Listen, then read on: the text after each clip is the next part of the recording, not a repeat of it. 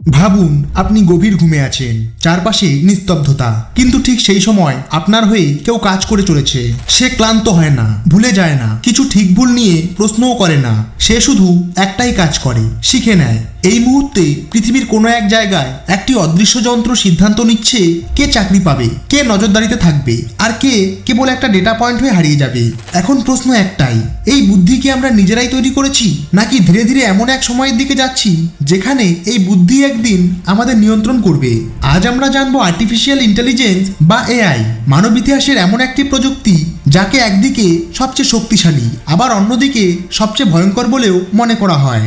Artificial intelligence বলতে বোঝায় এমন একটি সিস্টেম যা মানুষের মতো করে ভাবতে পারে, আগের অভিজ্ঞতা থেকে শিখতে পারে এবং সেই শেখা জিনিস ব্যবহার করে নিজে থেকেই সিদ্ধান্ত নিতে পারে। এআই কোনো মানুষের মতো রোবট নয়, এটা কোনো একটি মাত্র যন্ত্রও না। এআই আসলে একটি বুদ্ধিমান প্রক্রিয়া যা কম্পিউটারকে মানুষের মতো কাজ করতে শেখায়। এই প্রক্রিয়ার ভেতরে থাকে কয়েকটি ধাপ। 1 নম্বর, মেশিন লার্নিং। এর মানে হলো এআই আগের অভিজ্ঞতা থেকে শেখে। যত বেশি উদাহরণ সে দেখে তত ভালোভাবে সে বুঝতে শেখে। 2 নম্বর, ডিপ লার্নিং। এটা মানুষের মস্তিষ্কের কাজ করার ধরনকে অনুকরণ করে। যেভাবে আমরা ধাপে ধাপে চিন্তা করি, এআইও ঠিক সেভাবেই তথ্য বিশ্লেষণ করে। 3 নম্বর, নিউরাল নেটওয়ার্ক। এটি মানুষের মস্তিষ্কের নিউরনের মতো কাজ করে। অনেক ছোট ছোট অংশ একসাথে কাজ করে একটি বড় সিদ্ধান্তে পৌঁছায়।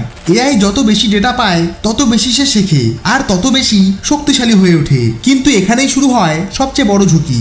সময়টা ছিল 1950 সাল। সেই সময় একজন বিজ্ঞানী অ্যালান টিউরিং একটি খুব সাধারণ কিন্তু গভীর প্রশ্ন তোলেন, ক্যান মেশিন থিঙ্ক? অর্থাৎ যন্ত্র কি মানুষের মতো ভাবতে পারে? এই একটি প্রশ্ন থেকেই আর্টিফিশিয়াল ইন্টেলিজেন্সের যাত্রা শুরু হয়।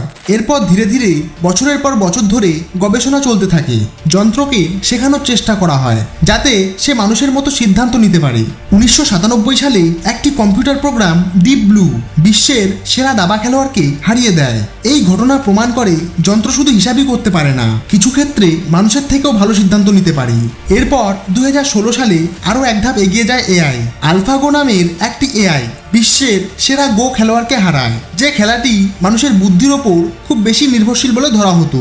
আজকের দিনে এআই শুধু খেলাতেই সীমাবদ্ধ নয়, এআই এখন লিখছে, ছবি আঁকছে, মানুষের সঙ্গে কথাও বলছে এবং নানা বিষয়ে সিদ্ধান্ত নিচ্ছে, যা একসময় কেবল কল্পনা মনে হতো, আজ তা আমাদের দৈনন্দিন জীবনের একটি বাস্তব অংশ হয়ে দাঁড়িয়েছে। এআই এখন আর কোনো ভবিষ্যতের কল্পনা নয়, এআই এখন আমাদের বর্তমান জীবনেরই একটি অংশ।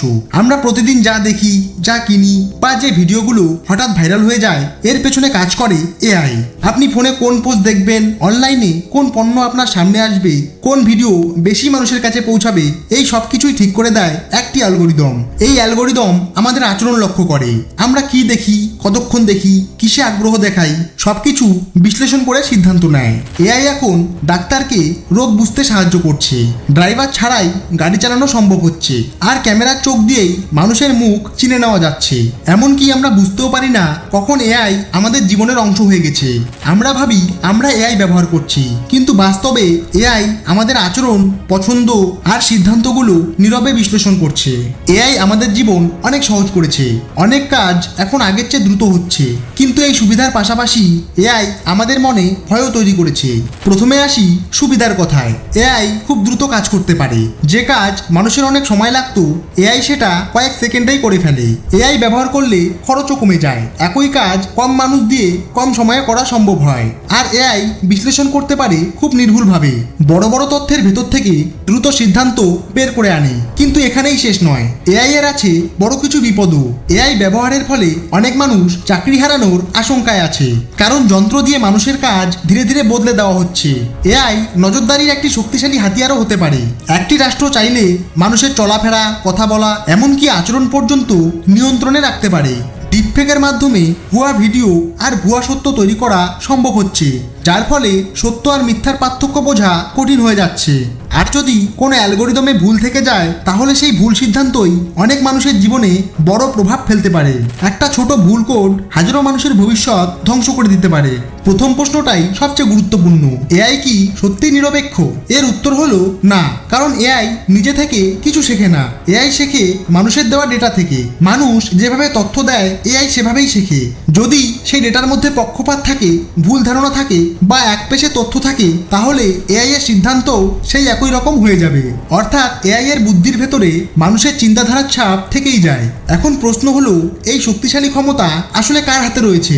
সরকারের হাতে, যারা নিয়ম বানায় এবং সিদ্ধান্ত নেয়, নাকি বড় বড় কর্পোরেট কোম্পানির হাতে, যারা এই প্রযুক্তি তৈরি ও নিয়ন্ত্রণ করে, নাকি কয়েকজন অদৃশ্য প্রোগ্রামারের হাতে, যাদের লেখা কোডই ঠিক করে দেয় এআই কিভাবে কাজ করবে? এই প্রশ্নের উত্তরই নির্ধারণ করবে এআই আমাদের জন্য কতটা নিরাপদ আর কতটা বিপজ্জনক হতে পারে। এআই আমাদের শত্রু নয়। এই প্রযুক্তি মানুষের ক্ষতি করার জন্য তৈরি হয়নি, বরং সঠিকভাবে ব্যবহার করলে এআই মানুষের কাজকে সহজ করে দিতে পারে। কিন্তু সমস্যাটা শুরু হয় যখন আমরা অন্ধভাবে এআই এর উপর নির্ভর করতে শুরু করি। কিছু না বুঝে যদি সব সিদ্ধান্ত এআই এর হাতে তুলে দেই, তাহলে সেটাই সবচেয়ে বড় বিপদ হয়ে দাঁড়ায়। এআই মানুষকে সরাসরি প্রতিস্থাপন করবে না, কিন্তু যারা এআই কিভাবে কাজ করে তা বোঝে, যারা এই প্রযুক্তিকে ব্যবহার করতে জানে, তারাই ধীরে ধীরে অন্যদের জায়গা দখল করবে। অর্থাৎ পরিবর্তনটা যন্ত্র আর মানুষের মধ্যে নয়, পরিবর্তনটা হবে বোঝে এমন মানুষ আর না বোঝা মানুষের মধ্যে। সবশেষে বলা যায়, ভবিষ্যৎ কোন দিকে যাবে তা নির্ভর করছে আজ আমরা কতটা সচেতন হয়ে এআইকে ব্যবহার করছি তার উপর।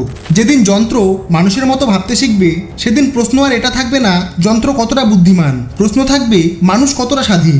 যেদিন সিদ্ধান্ত আসবে স্ক্রিনের ওপার থেকে, অ্যালগোরিদমের হিসাব থেকে, সেদিন মানুষ কি নিজের বিবেক দিয়ে ভাববে, নাকি যন্ত্রের আদেশ নীরবে মেনে নেবে? এআই কি আমাদের ভবিষ্যৎ, নাকি ধীরে ধীরে লেখা আমাদের শেষ অধ্যায়? এই গল্প এখানেই শেষ নয়, কারণ পরের সিদ্ধান্তটা কোনো যন্ত্র নেবে না, লিখবেন আপনি।